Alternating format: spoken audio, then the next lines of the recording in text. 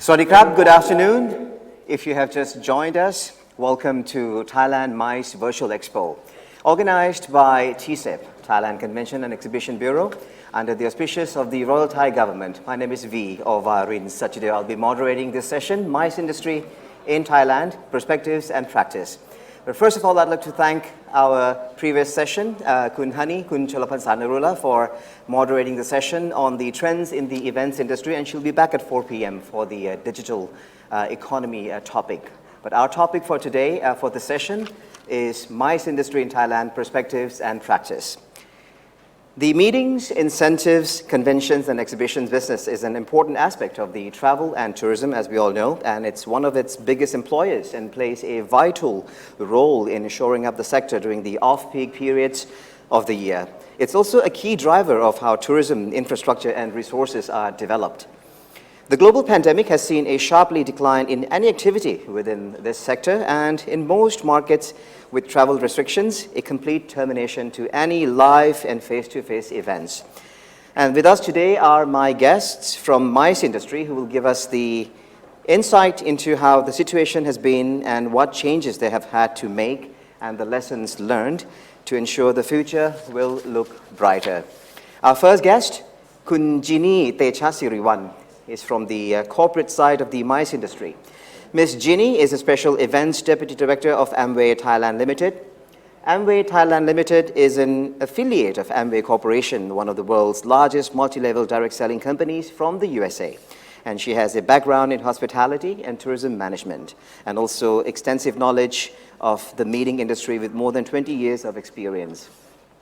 Our next guest, from the organizing side, we have Boonperm Intanapasat.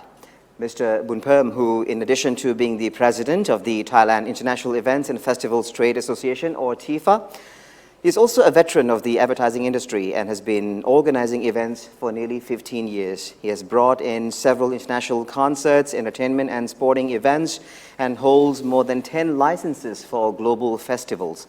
And these includes Le Top Thailand, or Tour de France, Spartan Race, and numerous marathons. And last but not least, please welcome Mr. Heiko Stutzinger. He is the Managing Director of VNU Asia Pacific and Managing Director of VNU Europe, VIV Worldwide. With 20 plus years of experience, mostly in senior management positions in the trade show business and management consulting, Mr. Heiko is a known expert for the development of the new business areas, strategic growth, as well as restructuring and turnaround management. In February 2019, international event organizer VNU Exhibitions announced his appointment as its new managing director for Southeast Asia. So please welcome all of them to the session. Sawasdee krab, welcome all of you to our discussion. Let me begin with Jeannie from the corporate side. Sawasdee krab, Jeannie. When we hear the term AMWAY, we see large-scale events, but perhaps it's more appropriate to hear from you what kind of events AMWAY has been hosting and how is it affecting your business with this pandemic happening from last year? Okay, actually when talking about AMWAY, people just not quite sure what type of business. They know it's a multi-level marketing, but they didn't know because we're quite close in our organization. But now because we try to expand our incentive trips, our conference convention to a large scale, and then because we try to see that the money that we spend, actually it helps people and it can help the countries as well. So the scale that we had so far, if we had face-to-face 2 years ago, pre-COVID, the biggest one that we had is about 40,000 convention. Wow. And that one is in local, domestically. But for internationally, we did incentive out. Let's say the biggest one is 2,000 people, and the largest one that we had for the Asia Pacific, 11 countries altogether, we had in Dubai is 10,000 people. So people might not know that what type or what scale that we did, but we quite do a big scale. So you're a great contributor to the MICE industry. Right, exactly. We kind of big player in Mexico, but quite close ourselves to our family. But now I would like to export more to our people to know that what we give back to the country and to the people as well. We'll come back to that later. But we also have with us, with pleasure, Kun Boonperm, who is the president of the Thailand International Events and Festivals Trade Association, or TIFA. TIFA was established to support international festival and event owners in Thailand, and its members cover a cross-section of the festival and events industry. We have a short video presentation to acquaint ourselves with TIFA. Let's take a look.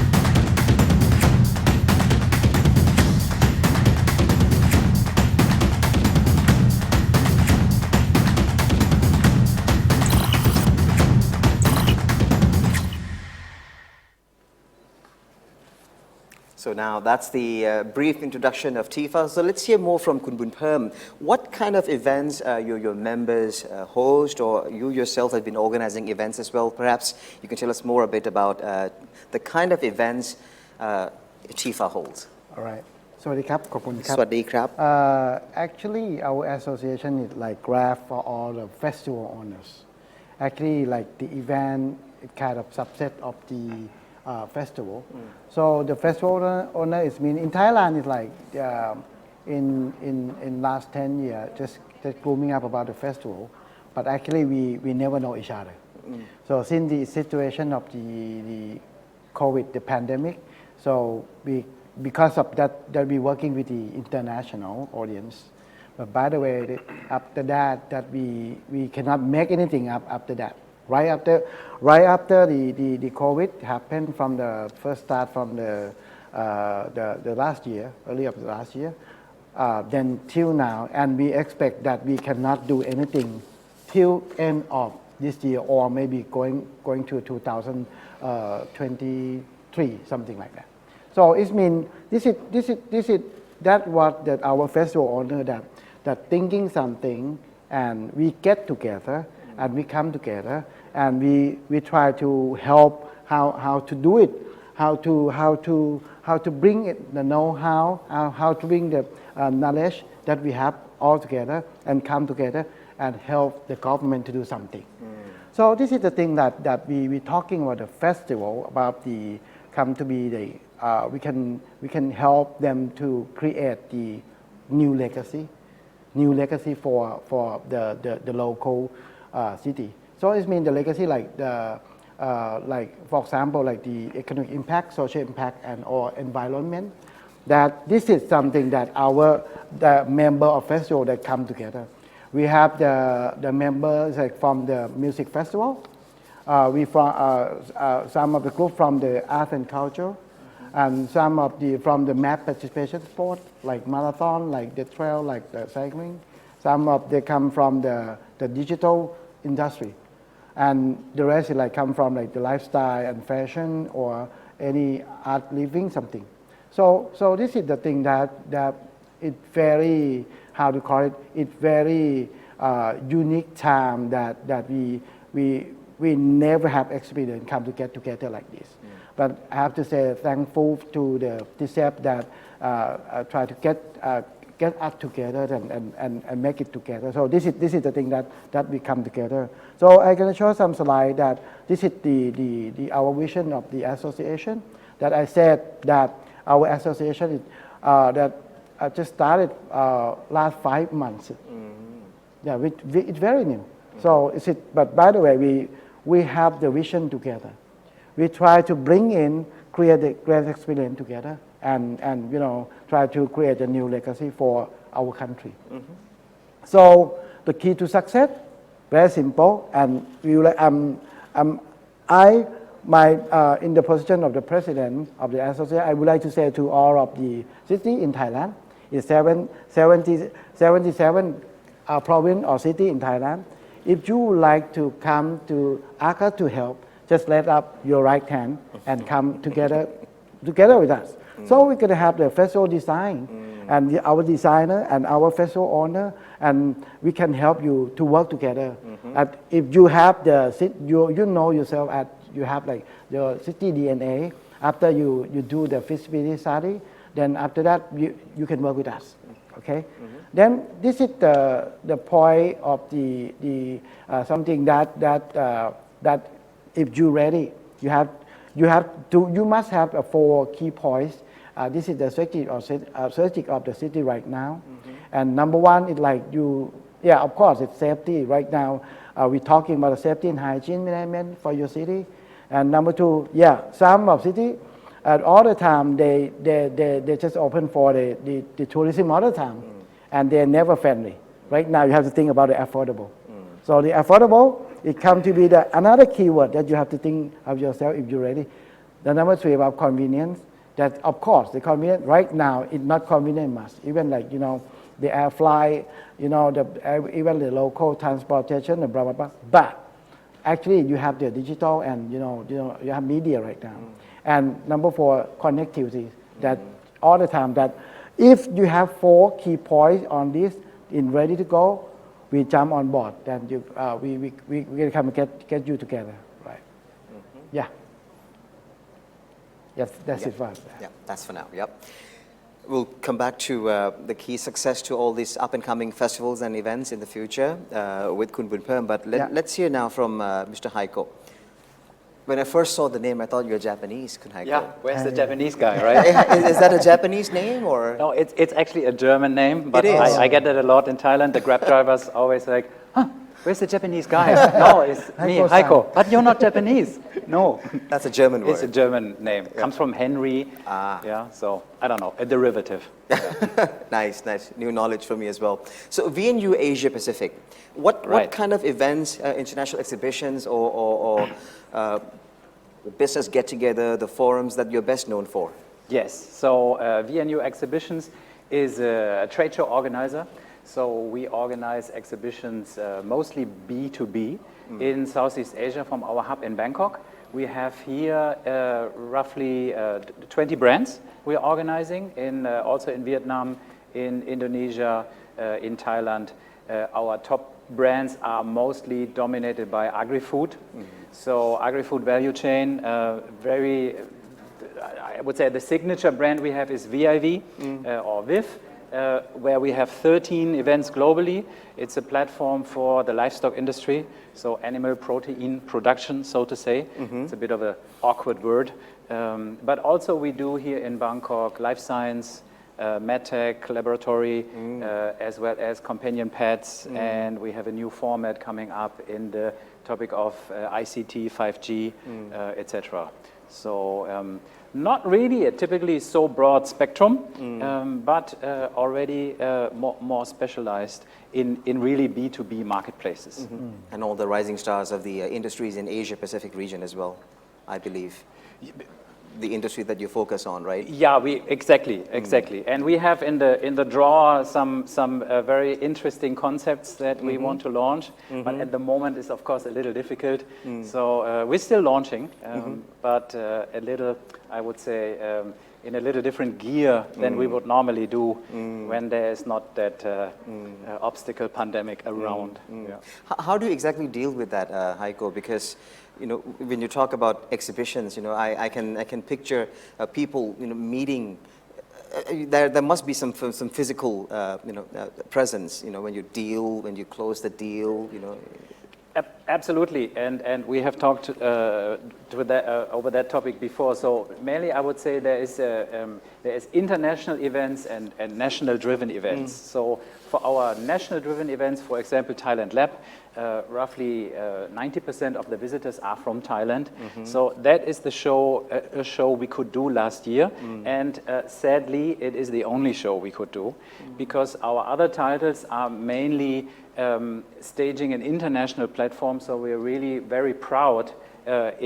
Before the pandemic, it has been a huge asset to say our titles are international, but now it's shifting more when you want to bring people together in pandemic times with no clear open border travel regulations, meaning as in no quarantine or 24 hours of quarantine, we cannot do it physically. But what we do is, of course, as TSEP is doing here so wonderfully, we try to bring it on stage virtually. We do webinars, we do digital formats, and that is definitely an interesting field. It goes well for some of the markets. Other markets, for example, agriculture, we are not so sure if this is really the platform to bring the farmer onto a virtual platform. So this is something we are currently investigating, experimenting with. But it's definitely a challenge, that I can say. Of course, it has been. Yeah. Kun Boonperm krab, I saw safety was one of the first criteria when you look at the CDDNA and designing the festival. But you know, even during the pandemic, you have successfully held the midnight marathon, for example. So how did you? Or Yeah, actually, like we quite lucky that our government just unlocked down to us, and we are the first of the group of the country in the world that maybe the first country like that we can do the marathon. So because of we just follow the rules and regulations that the government that provide to us, like safety and hygiene management. Just very simple. Because of all the runners or all the participants, they have discipline already. Because of they learn from the early of the year, like about 6 months, 6, 7 months, 8 months, that they learn a lot. Then after that, when we launch about the marathon that we have it, they're just like, they're easy to, they're ready to jump, and they say that, okay, this is easy to follow your rules and regulation because of all the, anything like, like the alcohol gels or any screen or any application about Thai China and blah, blah, blah, that the government just provide rules and regulation, we just follow that. That's it. And all the discipline at there. Because of they have the team, we call the regulator that they follow us, and after that we just ask them, this is the pass or not, because of approve or not. They said, okay, is that good because of nobody just have the COVID-19 virus follow them to the house. So this is fine, no problem. So this is the thing that we believe that we learn about this, and we just follow the thing that the world or of the COVID-19 that teach us about this. So this is something that our industry about the mass participation learn about this too. So be confident that we can do it from now on. Then I don't want to let everyone scare about this, but you just have mask and clean, wash your hand, and you can out and just aware yourself and follow the rules, something like safety and hygiene. That's it. This is something very simple. That's just one of the case studies of the running event that you talk about, following the hygiene and all the regulations. But what about other events that we see, mass gathering, people congregate in the close quarters? What kind of change you have to put into practice, when you're planning your future events? Yeah, I think very simple. We're talking about gathering against about distancing. That's it. When we talk about distancing, of course, about this is 1 meter or 2 meter or whatever. This is very simple. When I'm just have chance to discuss with our members of they're doing about the music festival. Of course, some they have discipline, some they have no discipline. But of course, the people, the organizer that have the discipline, we're gonna have advantage for sure. Because of this is something that we can show up the quality of the event that we can do. So at least we don't need to think about the same as the normal situation. 1/4 of the audience is gonna be fine, and you keep it shorter and less than the number that you did in the past. That's okay. I think this is the thing that we found out among our members that we learn together and we help each other. we don't want to create any problem from our festival. So this is the thing that we're starting from. So this is we agree together that we're gonna go this way. Back to Jeannie, as a corporate, you're planning your future events, even during the pandemic. It's not over yet. So what kind of concerns or criteria you have to take into consideration? Because you also have to be very concerned not to put your stakeholders, in danger or expose them to risk of being infected, or So how do you plan events at the moment? Okay, as we discussed before the session, for me personally, I'm very optimistic. At the beginning, I thought it's just like, it's going to end at like Q3 last year's, and it should be gone because it's like one of the flu. And then after that, it's like, oh my God, this is too far. It's here. So, but we have to work, we have to do something. We cannot just sit still. Yeah. Exactly. And because my company, my organization need motivation. So at that time, we know that we have to do something. So we said, okay, we're going to go digital. And then at digital at that time for us, for our company, it's just like early stage. But it seems like it's forced you to change abruptly, and then people might not have that psychologically to change that, but we have to. So we try, and then it quite a success. We have, because people cannot go anywhere, but they need to interact with friends, with people. But so we use Zoom as a platform. Then, but we know that this cannot a base, because human being need interaction. So we just go from digital, and then when the government eased up a bit because of COVID, it seems like fade away a bit. So we said, okay, we're going to go hybrid, because we cannot just like jeopardize their life as well. No matter we very optimistic about that. So hybrid is like balancing the number of people in the big convention. So let's say it's kind of work, but then because of second wave comes, so we're gonna go back to digital. But I truly trust that we have to go back to face-to-face, but it's a matter of time. Because our industry need to be interact. I mean, we cannot just like go by digital all the time. But it's kind of mixing vibe between face-to-face and digital. And then you always have two group of people. One group very scared of COVID, and one group is, no, I don't. We're not scared. It's just like one of the flu. So you have to balance of the healthcare. But then last year we had a panel with the corporate travel world. Dr. Benson Tang of Corporate Travel Advisory mentioned that actually COVID just come and it will go, and then another disease come. But at least you have to take care of yourself. You're part of that responsibility as well. Not just like put to other people's shoulder, not just to government, not just to other. You have to control, I mean, like, let's say, just to make yourself safe, so you will not be a problem with others too. So we work together. So not just like wait for government to, you have to be disciplined. You have to be disciplined yourself. So it's gonna help, and then hope that when times comes, so everything's gonna come back. It will not be like pre-COVID, but it will be better. Of course.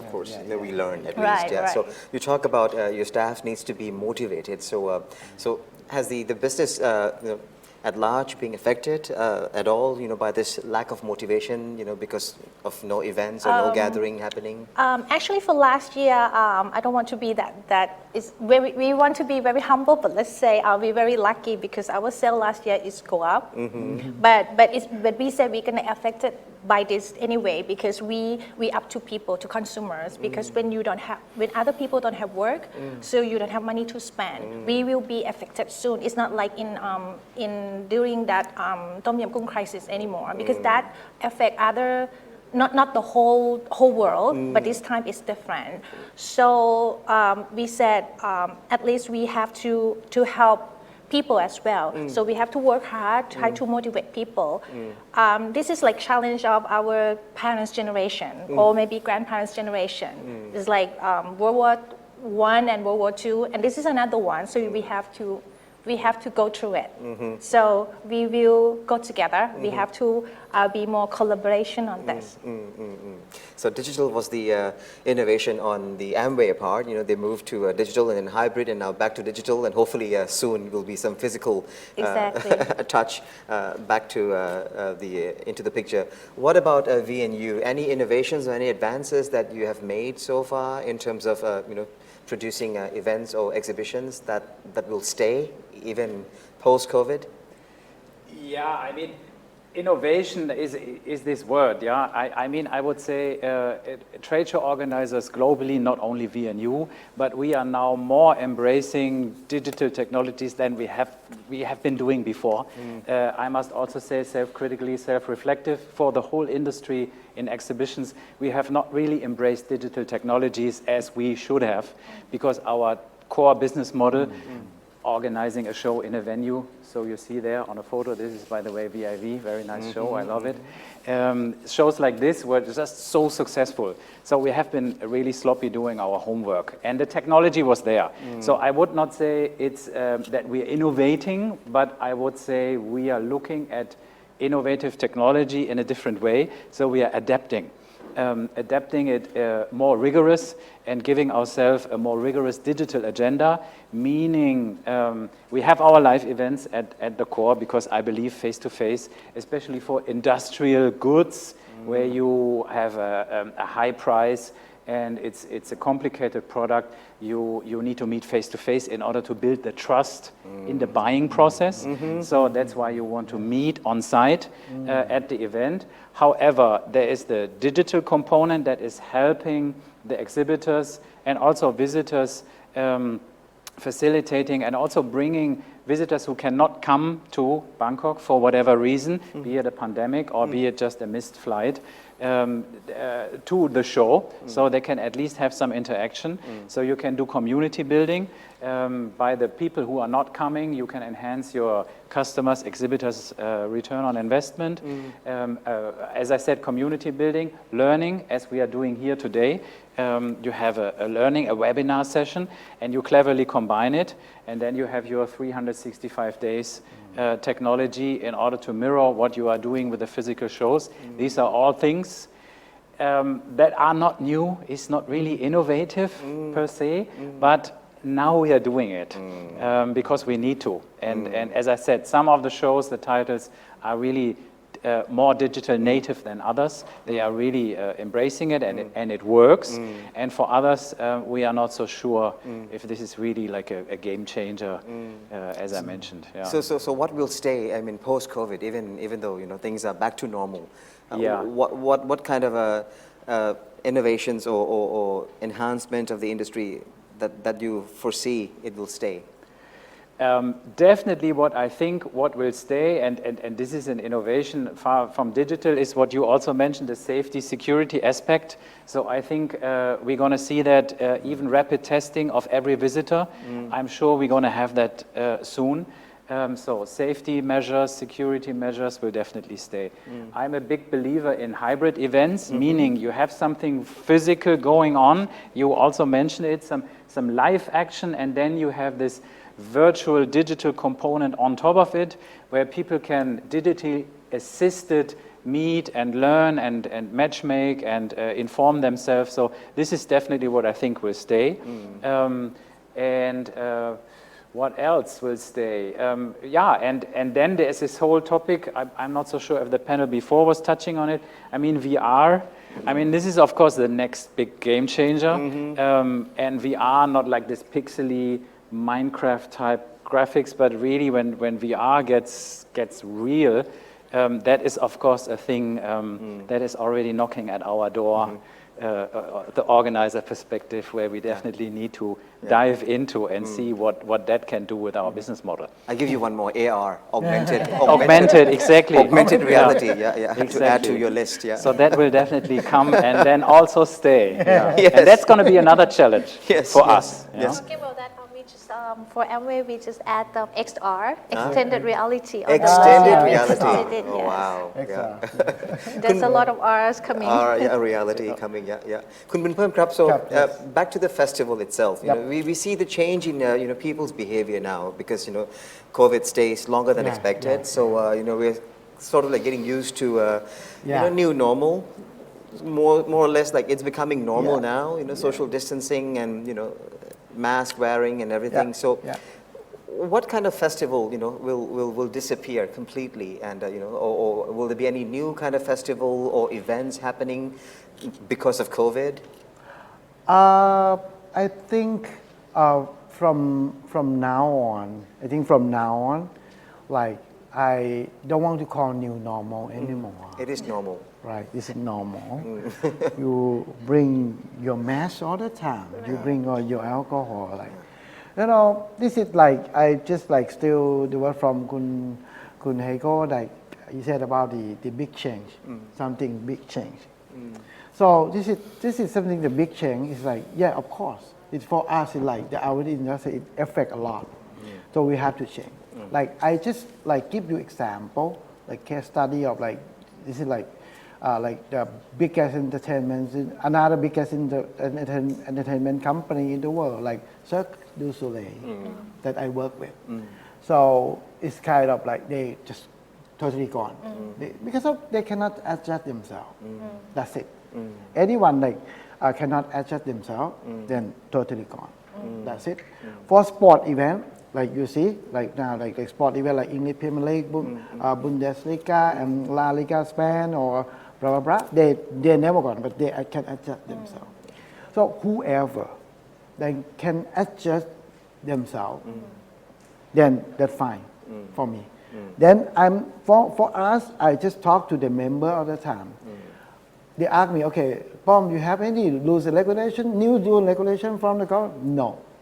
Because right now, this is the rules and regulation. So this is the normal rules. So I'm thinking the same as Kun Jeannie. They said that I'm always optimistic. If you think about optimism, then we can go ahead. That's why you stuck in your brain and your house all the time, and how we're gonna go, and we stuck on this, and any creativity in our brain, it cannot come out. Yeah. It stop ourselves. So this is for your question. I answer that this is cannot call new normal anymore. I gonna call normal. Yeah. But I change myself, and you have to change yourself too. So everyone have to change. So we have to accept each other. So one day gonna come back, maybe another impact. So now we ready to go. Any impact, I would like to face. Right now, I would like to meet them. Yeah, something So like that. stay positive in terms of Yeah. thinking, not like test positive. No. Yeah, yeah. So today's also a historical day for Thailand because we received 2 slots of vaccines, Sinovac and AstraZeneca. So maybe your thoughts a bit on the vaccination inoculation. How will this change the outlook of the mice industry? Perhaps, Kun Jeannie. For us, it will change because it will help psychologically and perspective as well. Because people think that a vaccine is like savior. It can help and we can go back to the pre-COVID and things like that. But it takes time because you cannot just have one for one person and then everything's like go back like quickly. Let's see like how it is gonna work. And because it's not just us that we're gonna have that we have vaccine, because the whole world have to have it as well, so we can travel back and forth together. Any thoughts, Mr. Heiko? Yeah, I mean, vaccine is integral to fight COVID. I also believe it. When you think about yourself, will I have vaccine or not? Statistically, you either vaccine or you get COVID. Yeah, this is how it is. So, but I think a second strategy, very important, very vital. And I think now the first studies are coming out answering this question: can someone who is vaccinated still give the virus to someone else even they don't really break out? So it seems that at least one of the vaccines I see also contains the spread. So that is then something that I think is vital for every government, but especially now we are in Thailand, so for Thai government to look at this whole topic about vaccination passports, so someone who is successfully vaccinated 2 times or 3 times, however necessary, get some kind of document, does a COVID test 70 hours before flight, COVID test 24 hours, COVID test on arrival, and then can walk safely, or let's say, without quarantine within Thailand. That would be the absolute game changer for our industry, because I believe that business travelers with quarantine is not really working unless you have a multi-billion-dollar project and they need your signature. Okay, what are 2 weeks quarantine when you have multi-billion-dollar to gain? It's like a vacation. Or you are a gifted high net worth individual that can make 3 months vacation. Then hey, easy. You go banyan tree, Phuket 2 weeks, okay, piece of cake. Yeah? But for all the visitors at our events, normally they spend 2-3 days. Quarantine is just put a stop to it. So that is my perspective on the vaccines. Rapid vaccination, super important. And then very important, early on discuss this question, will we let them in when they are vaccinated? Make a pilot project, for example, Phuket. Open the island 1st of July, see what's happening, vaccinate the people there, and then do it as a test lab. Right.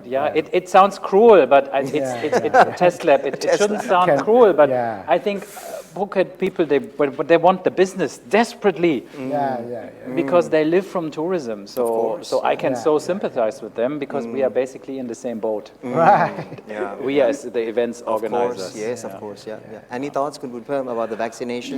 Yeah, vaccination, I think that's okay. I'm just like, I'm thinking about like, to say to our members and our friends and our partners that, okay, no need to wait. Anything like a vaccine. Just look back at in the past, like more than 15 years about the HIV. Till now, like no vaccine. But we still, learning how to stay with them. Something like that. So it's mean like, so vaccination is like, good for the positive like psychology for people. But actually like now we have to how to survive for our industry. But I think let's do the plan. How to do your good canvas, how to do that good. So it means like vaccination, does it good. By the way, like okay, if you have it, come fast, come quick to Thailand, and then okay, you just go ahead to do that. But how to do it? Like 7 to 80 million people in Thailand right now. Then when is it? We can finish. Maybe another impact coming. So again, for me, like the vaccination is good, but we cannot wait. So in closing, I'd like to ask every one of you to say a few words of encouragement. I want to see light at the end of the tunnel. So start from Kun Jeannie. Are we hopeful of the future? Very hopeful because it's like every hardship, every incident before in the past, in history, we shall go through this together. For me, like, I'm thinking like that I said all the time in this state, like, I just, give everyone to wake up and think about the creativity in your head and go ahead and, moving forward about this and no need to look back. So it's mean like, now we have to go ahead to move forward to in the future. Mr. Heiko. Moving forward is nice. Also from our side, despite the circumstances, we are still working on new projects. We are still launching, and then we change the perspective because the Thai local market is also super attractive. It does not always need to be that lighthouse where you say whole Southeast Asia is now coming. No, it's okay to have and then it's a smaller scale, of course, and then you have it more localized. So these are topics we are looking at. So together with the speakers, I can also say there's definitely always a way to make your business, and if you don't adapt, then you are out market. This is also evolution, right? Right. Darwin's survival of the fittest. Exactly. So we need to be fit to the situation. Yeah. Exactly. Thank you so much for your contribution ขอบพระคุณมาก สวัสดี คุณ ครั Jeannie บ คุณ สวัสดีครับ Boonperm คุณ คุณ Heiko ขอบพระคุณมากครับ ครับ ขอบคุณมากครับ My distinguished guests for this session, Mice Industry in Thailand, Practices, Perspectives and Practice. Our next session will be by Kun Chalavansa Narula.